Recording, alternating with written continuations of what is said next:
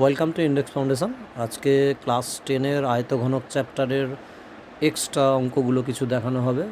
তোদের আগে দিন আমি আয়তঘনক চ্যাপ্টারের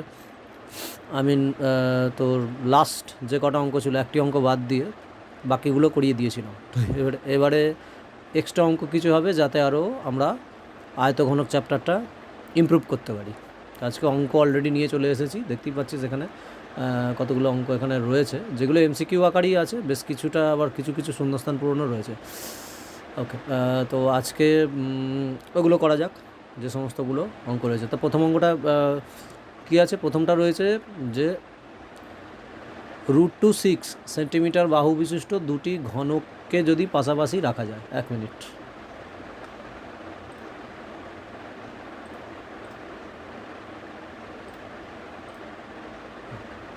ওকে, √6 বাহু বিশিষ্ট দুটি ঘনককে যদি পাশাপাশি রাখা যায়, তার মানে দ্যাট মিন আমরা যদি এরকম করি, দুটো যদি ঘনক আঁকি, আমরা যদি দুটো ঘনক আঁকি, এরকম যদি দুটো ঘনক নিই,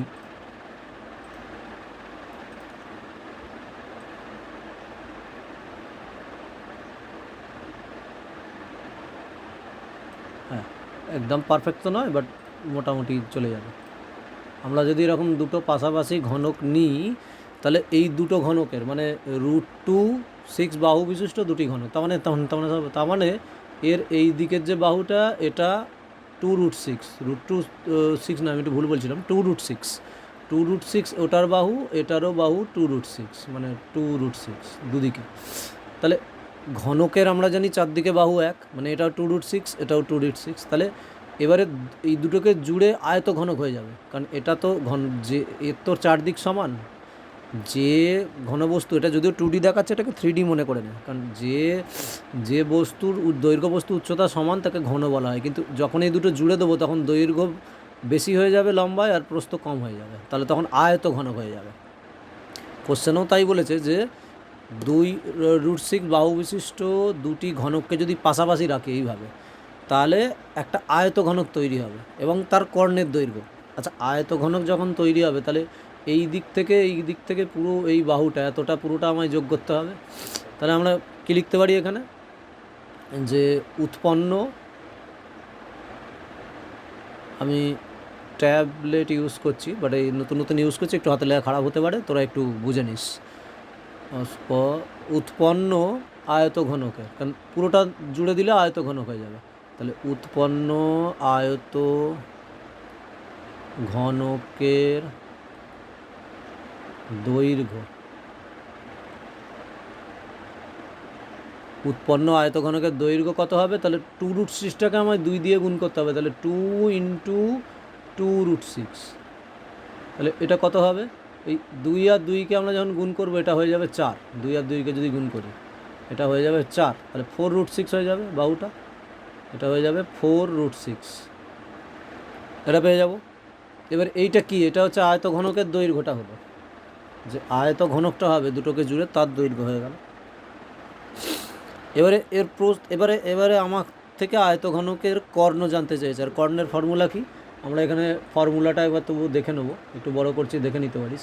দেখ, যেমন আয়ত ঘনকের সমগ্র তরলের ফর্মুলা, আয়ত ঘনকের ঘনফল আর কর্ণ কী আছে? √a² + b² + c², মানে দৈর্ঘ্য স্কোয়ার প্লাস প্রস্থ স্কোয়ার প্লাস উচ্চতা স্কোয়ার। আর ঘনকেরও তাই, পরবর্তীকালে ঘনকের আসবো, আমি ওই জন্য সাইডে ফর্মুলাটা রেখেছি, তাতে সুবিধা হয়। এটাকে ছোটো করে নিলাম, পরবর্তীকালে ইউজ করা যাবে। ওকে, এবারে আমরা এখানে কি করতে পারি? তাহলে আয়ত ঘনকের এটা দৈর্ঘ্য পেয়ে গেলাম, তাহলে প্রস্থ কত হয়? মানে এইখান থেকে এতটা, এই দেখতে চাই নিচে পুরোটা, এইটা হচ্ছে 4√6, কিন্তু পাঁচটা এই প্রস্থটা তো সেই 2√6ই আছে। তাহলে আমরা এটা লিখতে পারি যে দৈর্ঘ্য প্রস্থ হবে, তাহলে প্রস্থ হবে 2√6, আর উচ্চতাও সেম, উচ্চতা হবে তোর 2√6। এবারে তাহলে কর্ণ আমরা বার করব, তাহলে কর্ণ সমান আমরা কি বলতে পারি? কর্ণ আমরা ওই ফর্মুলাটা সেম ফর্মুলা ব্যবহার করব। তাহলে প্রথমটা দেবো হচ্ছে 4√6 স্কোয়ার, 4√6 হোল স্কোয়ার। তারপরে দেবো হচ্ছে 2√6 হোল স্কোয়ার, আর তারপরে দেবো আবার 2√6 হোল স্কোয়ার। আমরা এরকম দিয়ে দেবো, এটা পুরোটা টেনে দেবো। এবার নিচে আসবো আমরা। আচ্ছা, এবারে কি করতে পারি? আচ্ছা, এটাকে একটু তুলে দিই ওপরে, দ্যাট উইল বি বেটার। ওকে, হ্যাঁ। এরপরে আমরা কী করতে পারি? এবার দেখ, 4√6 স্কোয়ার কারণে কি, 4কে আমরা স্কোয়ার করবো, পাবো 16, আর 6কে স্কোয়ার করলে কত হবে? আচ্ছা, আমি ভেঙেই দিচ্ছি।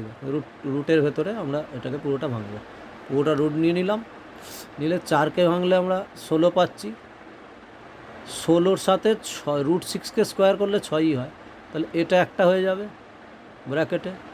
এদিকে এদিকে 2কে ডবল করলে স্কোয়ার করলে 4, আর √6কে করলে আমরা 6 পাবো, প্লাস আবার এখানে 2কে করলে 4, আর ইন্টু √6কে করলে ডবল করলে আমরা 6 পাবো। তাহলে আলটিমেটলি ভেতরে কত হয়ে যাচ্ছে? 16×6 = 96, 96 প্লাস 6×4 = 24, প্লাস 6×4 = 24। তাহলে এদিকে টোটাল হচ্ছে কত? 144, 144। আর 144 আমরা জানি কার রুট মানে কার স্কোয়ার 12। তাহলে এই তো পেয়ে গেলাম আয়তঘনকের কর্ণ। কর্ণের দৈর্ঘ্য কত? তখন 12 সেন্টিমিটার। এই হলো 1 নম্বর অঙ্ক। আচ্ছা, 1 নম্বর অঙ্কের পরে এবার আমরা 2 নম্বর অঙ্কে যাব। আচ্ছা, 1 নম্বর অঙ্কটা তোরা একটু ভিডিও পজ করে একবার টুকে নিবি, আমি কিছুক্ষণ টাইম দিলাম।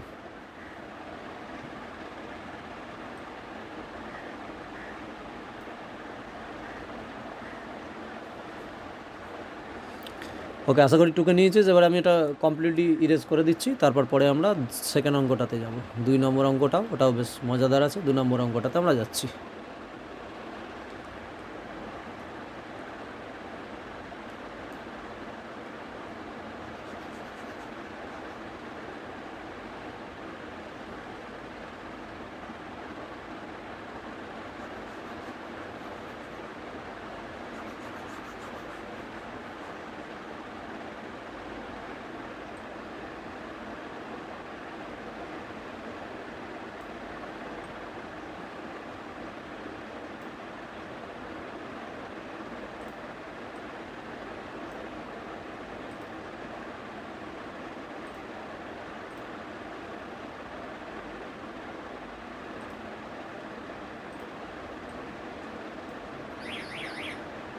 আচ্ছা, এগুলোকে আর প্রয়োজন নেই, এগুলো মুছে দিলাম। ওকে, এবারে আমরা 2 নম্বর অঙ্কটা করব। ঠিক আছে, এটাকে একটু আমি নিচে নামিয়ে নিয়ে আসছি। আর সেকেন্ড অঙ্কটা যেহেতু করা হবে, 2 নম্বর অঙ্কটা আমি রাখছি। আচ্ছা, অপশান ডিতে কিন্তু মিলে গেছে প্রথমটা। ঠিক আছে, চলো সেকেন্ড অঙ্ক। এবারে কী বলছে? একটি ঘনকের একটি বাহুর দৈর্ঘ্য যদি এ একক হয় এবং কর্ণের দৈর্ঘ্য যদি ডি একক হয়, তাহলে এ আর ডি এর মধ্যে সম্পর্ক কী? এ তো সহজ জিনিস, এটা তো ইজি। একটা আমরা যদি এখানে ঘনক আঁকি, একটা ঘনক আঁকি এখানে। আচ্ছা, এই ঘনকের বাহুর দৈর্ঘ্য, মানে এখান থেকে এই বাহুর দৈর্ঘ্য এ, আর কর্ণ অর্থাৎ এই স্ট্রেটটা, এই লাইনটাকে আমরা বলবো কর্ণ হচ্ছে ডি। এত ইজি। এখানে এ আর ডি এর মধ্যে সম্পর্ক বলেছে, কিছুই নয়, ফর্মুলা সবচেয়ে ইজি। আমরা জানি যে ঘনকের কর্ণ সমান কি? a√3। এটাই আনসার। ঘনকের কর্ণ সমান a√3। ব্যাস, এটাই হয়ে গেল সিম্পল আনসার। এটা পজ করে ভিডিওটা তোরা টুকে নিবি, তারপরে নেক্সট অঙ্কে আমরা 3 নম্বর অঙ্কে যাব। 3 নম্বরে কী বলছে? সমকোণী চৌবলের হয়ে গেছে, ওটা একটা চৌপলের হবে, বানানটা এখানে স্পেলিংয়ে ভুল আছে এই জায়গাটা। আচ্ছা, সমকোণী চৌপলের দৈর্ঘ্য প্রস্থ উচ্চতা সমান হলে সেই ঘনবস্তুটার নাম কি? এ তো সবচেয়ে ইজি। 3-এর আনসার তো সবচেয়ে সিম্পল। 3-এর এই আনসারটা হবে ঘনক আনসার হবে, কারণ যার দৈর্ঘ্য উচ্চতা আর প্রস্থ সব সমান তাকে ঘনক বলি আমরা। ঠিক আছে, এ তো ইজি। আমরা পরের অঙ্কটাতে চলে যাব। 4 অঙ্ক যাব আমরা এবারে। ফর্মুলাটা নামিয়ে আনি।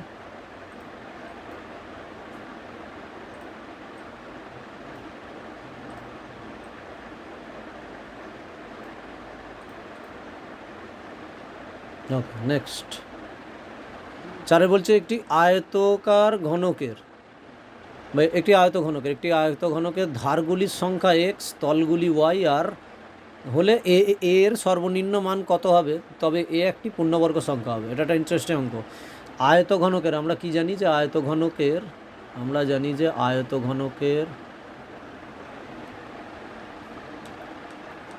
এক মিনিট, আমরা জানি যে আয়ত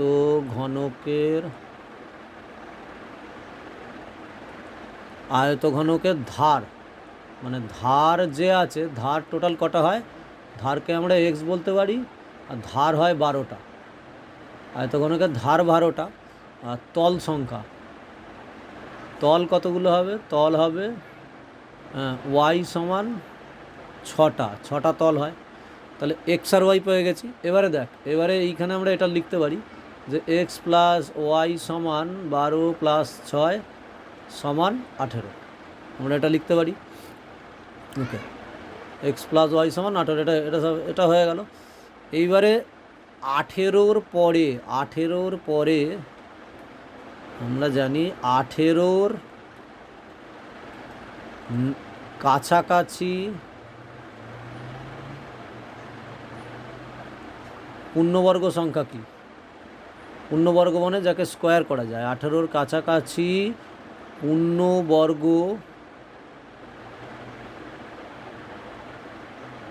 সংখ্যা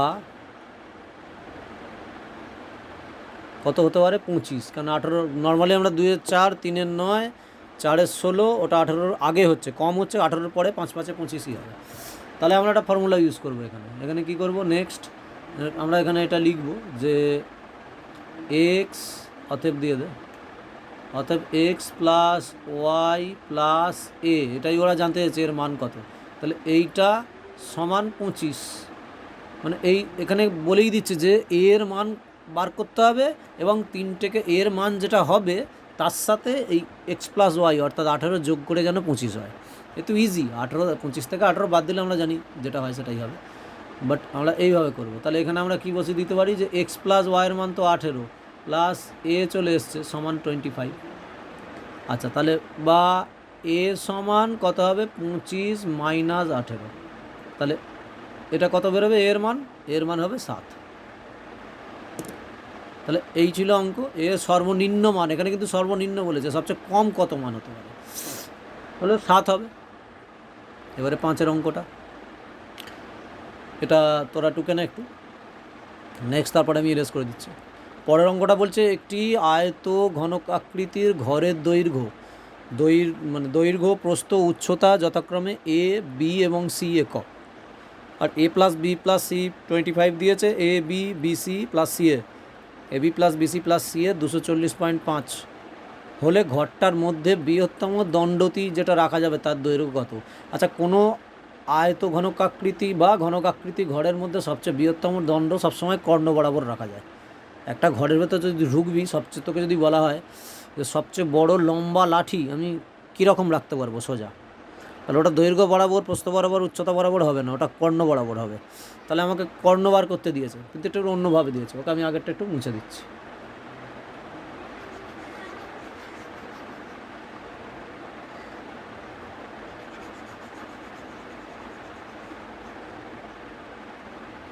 মুছে দিলাম। এবারে আসবো আমরা কোন অঙ্কটাতে, আমরা আসবো 5-এর হয়ে গেল 6-এর অঙ্ক, তাই তো, পটিতা তলের দৈর্ঘ্য ঘরটি, আর না আমরা 5-এর অঙ্কতেই আসবো, সরি ভুল হয়েছে, 5-এর দাগের অঙ্ক, অর্থাৎ এইটা করা হবে। 5-এর দাগের অঙ্ক হচ্ছে তো দৈর্ঘ্য প্রস্থ উচ্চতা বলে দিয়েছে। তাহলে ঘরটি এমনি আমরা জানি যে কি, ঘরটির মধ্যে সবচেয়ে বৃহত্তম দণ্ড রাখা যাবে সেটা কর্ণ সমান, এটা আমি আর লিখছি না, তোরা এটা লিখে নে যে ঘরটির মধ্যে সবচেয়ে বৃহত্তম দণ্ডটি রাখা যাবে তার দৈর্ঘ্য ঘর যে ডান্ডাটা যেটা রাখবো সেটার দৈর্ঘ্য কর্ণের দৈর্ঘ্যের সমান হবে। তাহলে এটা আমরা বলতে পারি যে অতএব দণ্ডটির দৈর্ঘ্য হবে, দণ্ডটির দৈর্ঘ্য হবে, আমার ফার্স্ট টাইম ট্যাবে লিখছি তো একটু এখন প্রবলেম হবে, প্র্যাকটিসের সাথে সাথে হাতের লেখা ঠিক হয়ে যাবে। এখন একটু ধৈর্য ধরে লিখে নে। দণ্ডটির দৈর্ঘ্য হবে কর্ণের দৈর্ঘ্যর বরাবর, আর আমরা জানি আয়তক্ষেত্রের কর্ণের দৈর্ঘ্য কি A square plus B square plus C square, এটাই হচ্ছে কর্ণের ফর্মুলা।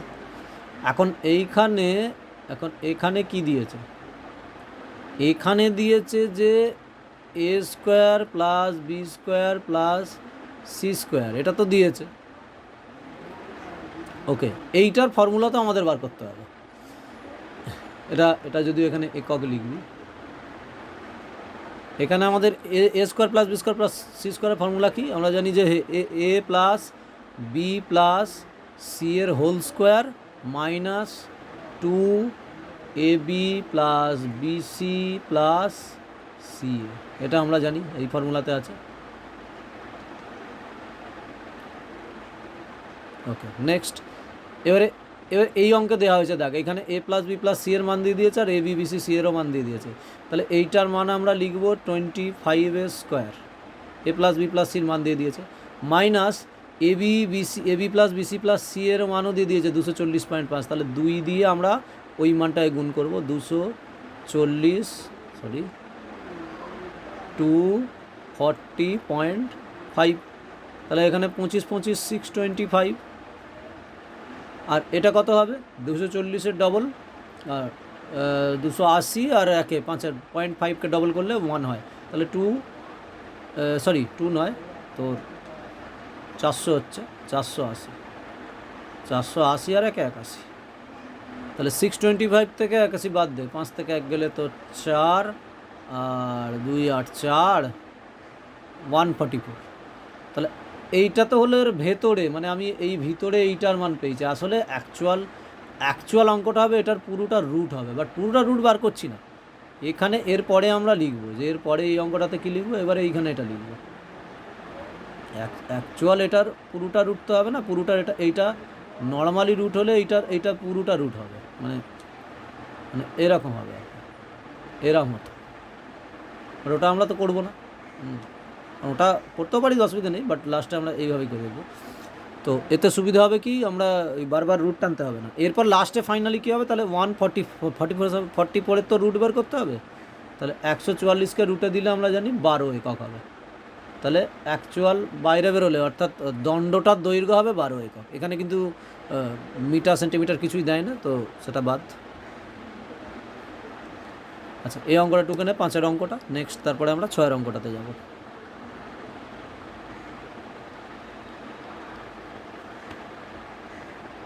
ওকে, আমরা এবার 6-এর অঙ্কে যাবো। আমরা এটা মুছে দিই অঙ্কটাকে।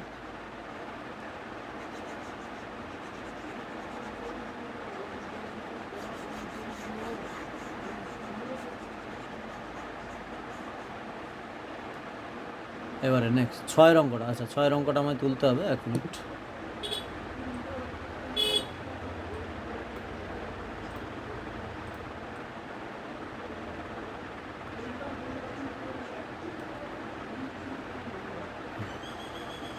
ছয়ের অঙ্কটায় বলছে একটি ঘনকের প্রতিটা তলের কর্ণ, একটা ঘনকের প্রতিটা তলের কর্ণ বলেছে, কিন্তু এখানে কিন্তু 2D করে দিয়েছে, অ্যাকচুয়াল 3D নয়, 2D করে দিয়েছে। মানে একটা যদি আমরা ঘনক আঁকি, আমরা এখানে যদি একটা আমরা ঘনক আঁকি এইভাবে, অলমোস্ট পারফেক্ট। নর্মালি তো দুটো ঘনক জুড়ে হয়, নর্মালি 3D করতে গেলে এরকম দুটো ঘনক জুড়িয়ে আমাদের করতে হয়। এবারে এটাকে যদি আমরা জুড়ে দিই, অর্থাৎ এই লাইনগুলো যদি জুড়ি,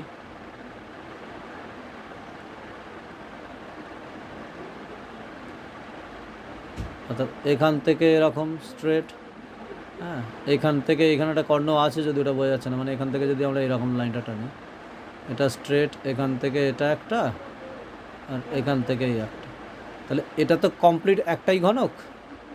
তাহলে এই ঘনকের প্রতিটা তল, এমনি তল থাকে কটা ঘনকের, কে বলতে পারবে? ঘনকের কটি তল থাকে? তল সংখ্যা কিন্তু ঘনকের 6টা, ঘনকের তল হচ্ছে 6টা। তাহলে ছটা তল, যেমন লুডোর ছক্কা 6 দিকে আমরা দেখতে পাই, 1 2 3 4 5 6। তাহলে 6টা তলের একটা তলকে যদি কেটে বাদ দিই, সেটা তো 3D থাকে না, 2D হয়ে যায়, অর্থাৎ ওটা তখন আয়তক্ষেত্র হয়ে যায়, বর্গক্ষেত্র হয়ে যায়। তাহলে বর্গক্ষেত্রের কর্ণের ফর্মুলা কি? বর্গক্ষেত্রের কর্ণের ফর্মুলা আমরা জানি √2 ইন্টু বাহু। আমরা বর্গক্ষেত্রের কর্ণের ফর্মুলা জানি, ওটা ঘনক থাকবে, কিন্তু ঘনকের প্রতিটা তল বলবো আমরা, লিখবো কিন্তু ঘনকের প্রতিটা তল, প্রতিটা তলের কর্ণ সমান √2 ইন্টু এ, মানে আমরা √2 এ বলতে পারি, √2 ইন্টু বাহু, এ সমান হচ্ছে বাহু, মানে এর একটা সাইডকে আমরা এ বলতে পারি, এটাও এ আর এটাও এ। এটা হয়ে গেল। এবারে ওরা কর্ণের দৈর্ঘ্য, মানে কোশ্চেনে কর্ণের দৈর্ঘ্য 6√2 সেন্টিমিটার দিয়ে দিয়েছে। তাহলে আমরা এখানে লিখতে পারি যে অতএব প্রশ্নানুসারে বা শর্তানুসারে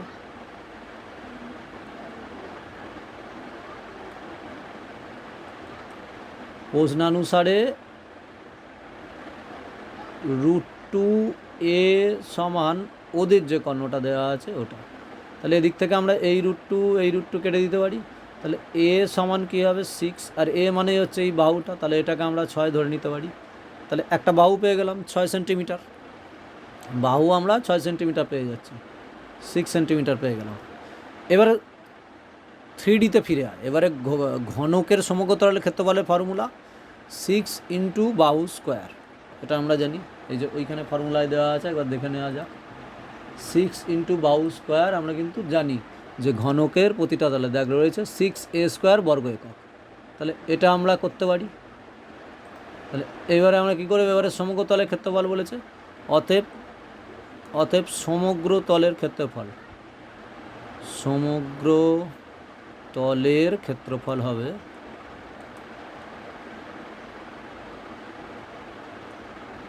সমগ্র তলের ক্ষেত্রফল কত হবে? এখানে হবে তোর 6a²।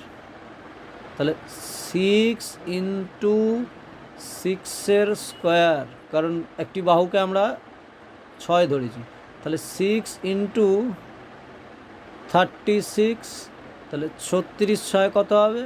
216। এখানে কিন্তু বর্গ সেমি কথাটা দিতে হবে। হ্যাঁ, এই হলো অঙ্ক। তাহলে এই ছিল 6 দাগের অঙ্ক। এটাকে তোরা খাতায় নিয়ে নে, লিখে নে, তারপর আমরা 7 অঙ্কটাতে যাব।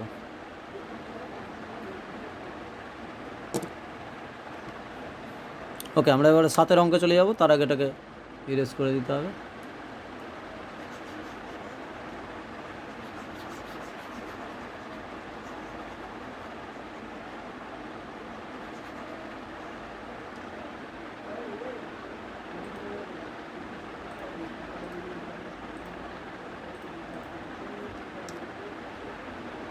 ওকে, আমরা 7 অঙ্কে চলে যাব। 7 অঙ্কে কী বলছে? 7 অঙ্কে বলছে একটা আয়ত ঘনকের তল সংখ্যা x, ধার সংখ্যা y। এই অঙ্কটা আগেও ছিল, মেন অনুশীলনীতেও ছিল। এটা তোদের হোমওয়ার্ক দিয়ে রাখলাম, এটা করে রাখবি। এটা HW দেওয়া রইল, এটাকে করে আসবি। 7 অঙ্কটা দেখি করে দিয়েছে, পরের দিন আমার এখানে এসে যারা অফলাইন আছিস তারা দেখাবি নেক্সট দিন।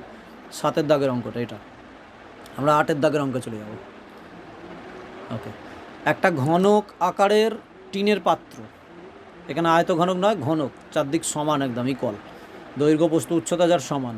টিনের পাত্রের প্রত্যেকটি প্রান্তের দৈর্ঘ্য 30 সেন্টিমিটার হলে ওই পাত্রে সর্বাধিক কত লিটার জল ধরবে?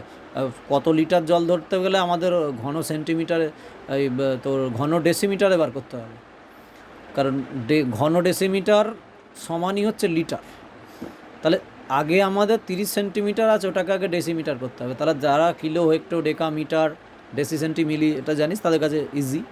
তো 30 সেন্টিমিটার, তাহলে কিলো, হেক্টো, ডেকা, মিটার, সেন্টি, ডেসি, সেন্টিমিটার থেকে ডেসিমিটার যাব, আমাদের ভাগ করতে হবে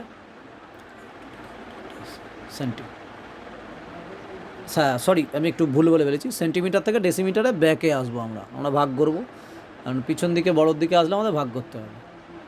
ওকে, এটা যেহেতু 8 অঙ্ক, আমি একটুখানি মুভ করে নিই স্ক্রিনটাকে, 1 মিনিট।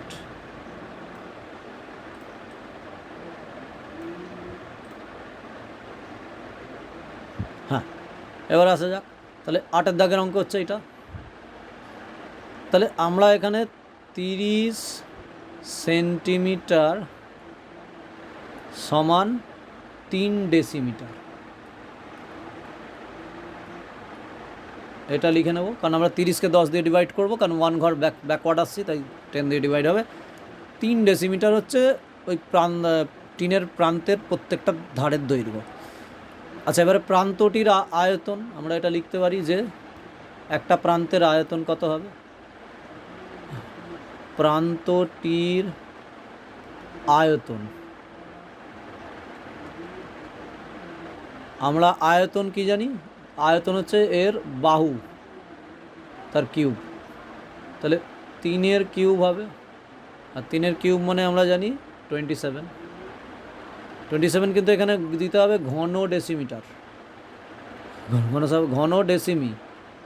ঘন ডেসিমিটার, আর এটাই হচ্ছে লিটার। একটু আগেই বলছিলাম যে ঘন ডেসিমিটার মিন্স লিটার, কারণ আমরা জানি যে ঘন ডেসিমিটারকে আমরা লিটারে প্রকাশ করতে পারি। তাহলে 27 ঘন ডেসিমিটার, এটাই হচ্ছে 27 লিটার। এই অঙ্কের এটাই মেন ফর্মুলা, যে ঘন ডেসিমিটার সমান লিটার, এটা যার মাথা থাকবে তবেই সেই অঙ্কটা করতে পারবে, আদারওয়াইজ কিন্তু করতে পারবে না, কারণ এখানে লিটারে প্রকাশ করতে বলেছে। তাহলে এত লিটার জল ধরবে, এত লিটার জল, ওই পাত্রে এত লিটার জল ধরবে। আমি সহজে লিখে দিলাম, তোর একটু আনসারটা লিখে নিস। ওকে, এই ছিল এই অঙ্কটা, 8-এর দাগের অঙ্ক। এরপর আমরা যাব 9-এর, আজকে লাস্ট অঙ্ক 9-এর, আরও আছে বাট নেক্সট দিন ভিডিওতে আমি দেবো, আজকে অলরেডি অনেকটাই হয়ে গেছে। আচ্ছা, একটা ঘনকের কর্ণের দৈর্ঘ্য 4√3 সেন্টিমিটার, পরের অঙ্ক। আবার তার আগে এটা আশা করি টুকে নিয়েছে, এটা মুছে দিই আমরা।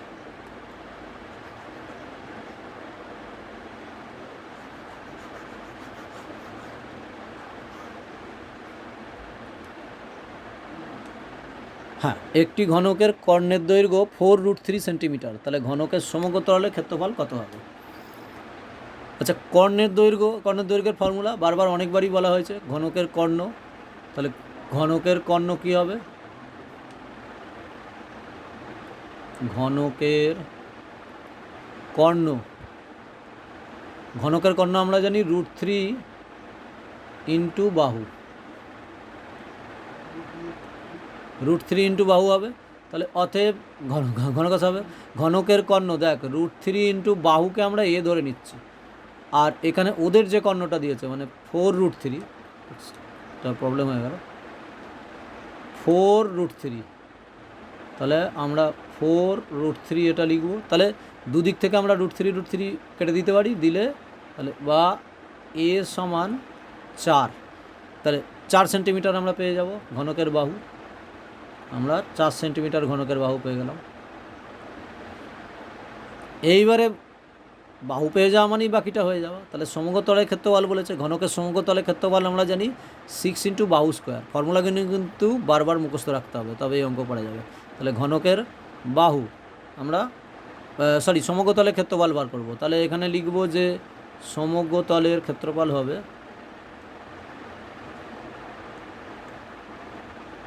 সমগ্র তলের ক্ষেত্রফল,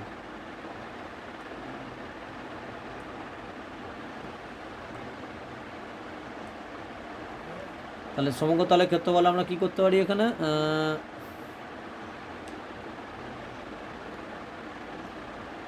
6 ইন্টু এ স্কোয়ার, এটাকে আমরা বাহু ধরে নিচ্ছি, তাহলে 6 ইন্টু এ মানে হচ্ছে 4, তাহলে 4-এর স্কোয়ার, তাহলে 6 ইন্টু 4 4 16, 16 6 96, ওটা নিচে লেখা আই থিঙ্ক বেটার হবে, আমরা 96 নিচের দিকে লিখে দিচ্ছি, সমান 96 বর্গ সেন্টিমিটার, সেন্টিমিটারে আছে বর্গ সেমি লিখতে কিন্তু ভুলবি না, বর্গ সেমি। তাহলে এই ছিল আজকের লাস্ট অঙ্ক। এই অঙ্কটাকে টুকে নে, মোটামুটি বেশ কিছু আইডিয়া হলো এই অঙ্কতে, কারণ মাধ্যমিকের ছোটো কোশ্চেনও আসবে, স্টার্টিংয়ে এমসিকিউ থাকে বেশ কিছু, আর তাছাড়া এই অঙ্ক থেকে অন্যান্য বড় অঙ্কগুলোরও আইডিয়া পাওয়া যায়। কারণ আমাদের মেনলি ফর্মুলা আর কীভাবে অঙ্ক হচ্ছে, আসলে কীভাবে অঙ্ক হচ্ছে বোঝাটাই হচ্ছে সবচেয়ে বড় ব্যাপার। ছোট ছোট অঙ্কগুলো আমরা যদি বুঝতে পারি তাহলে বড় অঙ্ক করতে কোনো সমস্যা হবে না। কারণ নর্মালি একটা বড় অঙ্কে 2-3 রকমের ছোট অঙ্ক জুড়িয়ে একটা বড় অঙ্ক হয়। তাহলে এই ছিল আজকে ক্লাস 10-এর ক্লাস। তোরা একটু লাইক সাবস্ক্রাইব আর বেল আইকন বাজিয়ে রাখিস, যাতে প্রত্যেক দিনের ডেলি ভিডিও আসলে ইজিলি পেয়ে যাস। ওকে, গুড বাই।